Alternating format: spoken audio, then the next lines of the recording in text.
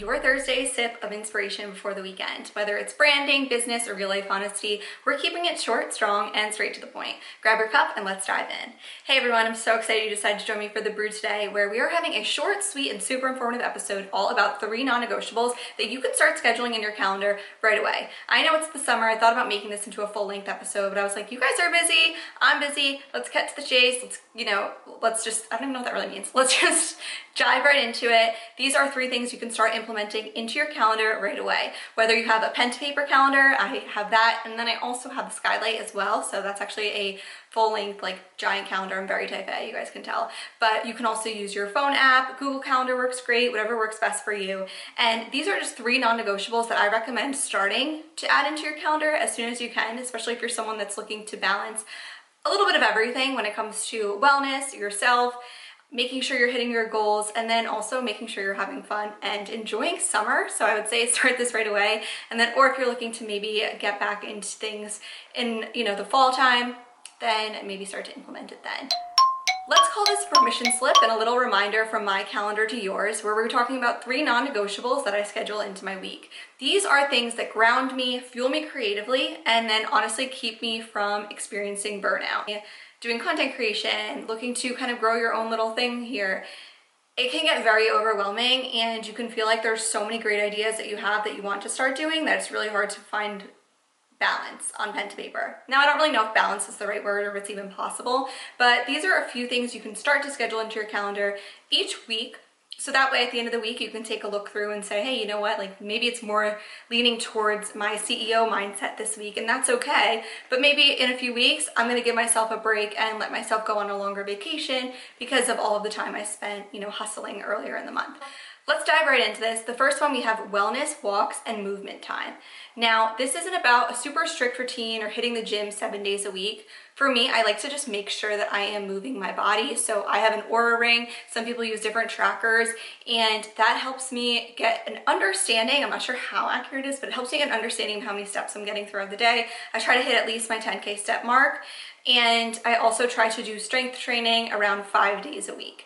So that doesn't need to be like extensive strength training. It can be literally like a 15 to 30-minute video, but it's a great way for me to get my muscles moving and also for my mind to kind of just take a break for a little bit and to focus on the workouts versus anything else that's going on. A great opportunity to listen to a podcast when you're on a walk. And I would say it's not really about fitness entirely for me. I think a big part of it is, yes, I will be honest, but it does reset my mind. It really helps to shake off any creative blocks. If I have that chunk of time by myself to just go for a walk, sometimes I don't even do headphones, I just walk. And I think that that's helpful to free your mind and to come up with a lot of creative ideas. And if I don't schedule it, it may get squeezed out. So in my mind, I know that every day this is something that I have to do Monday through Friday at least. Weekends, I do try to hit my 10K steps, whether it be at a Disney park, you guys know me, or wherever, maybe a fun nature trail or things like that. But it does live in my calendar like a meeting where it's on my calendar every single day as a part of my to-do list. Number 2, we're moving on to branding and CEO time. Now, this is a fun one. If you're someone that's looking to maybe do a new endeavor, you're looking to put yourself out there on social media, grow your personal brand, whatever it may be, I carve out time to really zoom in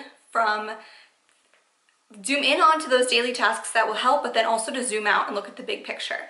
So that may be time batching content for upcoming collaborations, planning launches, planning podcast recordings, brainstorming ideas for a future podcast episode, checking in on my goals and my brand voice. And I really treat this time as a standing date with the future version of myself, I guess you could say.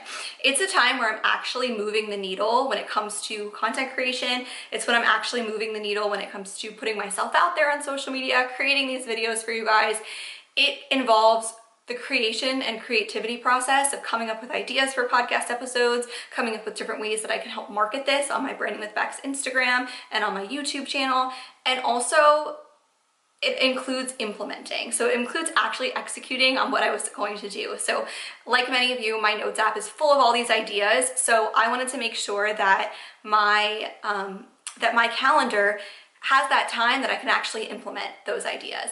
And number 3, we have out of office time. Yes, even on a Tuesday. Some days, you just want to go crazy and have a fun weekday. That's great. I love that. And This one might surprise you, but I think it's important to make sure that your calendar has a balance of out of office time every week. This may look like a beach afternoon, a beach walk. It may look like a random Disney day after work. You say like, let's just get in the car and go. It might look like a slow morning with no emails and no expectations. And why do I do this? Because life is happening right now. It's not happening on the weekend. It's not happening on your next day off. It's not happening on your vacation. Like, it is happening then too, but not just then. So these moments will help to refill your tank and will also make you more inspired to sit back down and get back to work. For me, I really enjoy going to the beach and going on walks after work. I enjoy switching up my routine a little bit and going for a walk somewhere else. I enjoy, picking up the new drink that's for sale, like I just had a Dubai chocolate latte. It was unreal. It was so good. And trying something new at a local restaurant or a place to support small businesses. And then also, if I want to go to Disney for a day, sometimes I'll do that on a weekend, but then sometimes it's like, hey, it's, the middle of the week and let's just go grab dinner at Epcot. Like, that is so fun. And I think that this helps to get you inspired. So really that's it. I would say movement, mindset, and magic are 3 things I like to make sure I include in my week. And if you haven't already, I challenge you today to open up your calendar and protect time for things that truly fuel you. Your future self will thank you for it. Until next time, protect your peace and pencil in your joy. I'll catch up with you on next week's episode.